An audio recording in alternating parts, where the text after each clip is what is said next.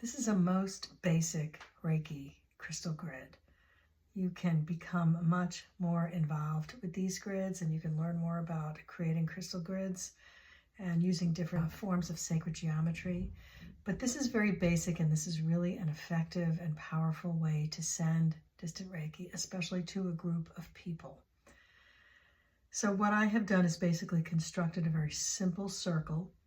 Around it, I put 12 clear quartz crystals. And in the center, I chose one center crystal. You can choose one with points, which are said to amplify and really transmit and receive energy. I really like the sphere, and I like amethyst, so I have this one, although I do have a quartz as well that I can place in there because I just pick it up and put it right in the center. And the other thing you can have if you choose to is an activating wand. I think that they're really wonderful to hold and use. All of these crystals you would, of course, want to clear. You can clear them any way that you like to clear crystals, but you can always use Reiki to do that. And then you want to charge them all with Reiki, and that can be done using symbols, using intention, any way that you would like to begin the Reiki transmission process on the grid.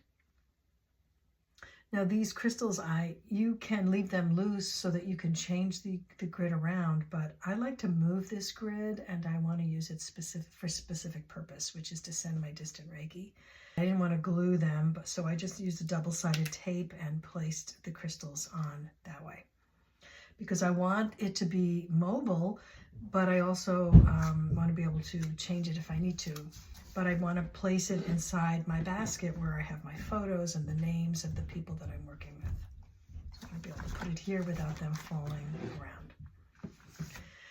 So basically, this is what we would have. We would prepare ourselves as we normally would when we would want to send distant Reiki, with the intention that we had in mind, whether it is to send healing to the people that are in the basket or whatever it is you're working on. You can place a specific intention underneath the main crystal or underneath your actual grid as well.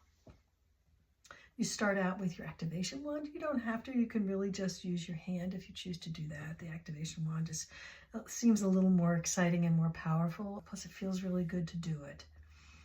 And you start at the main crystal and you move down to one of the lower crystals and then over. I'm going to go in a counterclockwise direction, which is the way I choose to work. You can read about other ways to do that as well. Then you go back up to, I'm not touching the crystal, but I'm hovering like you might in a Reiki session. And then I come back down the same crystal, go over to the next one, up to the main crystal, down the same crystal, and then all the way around.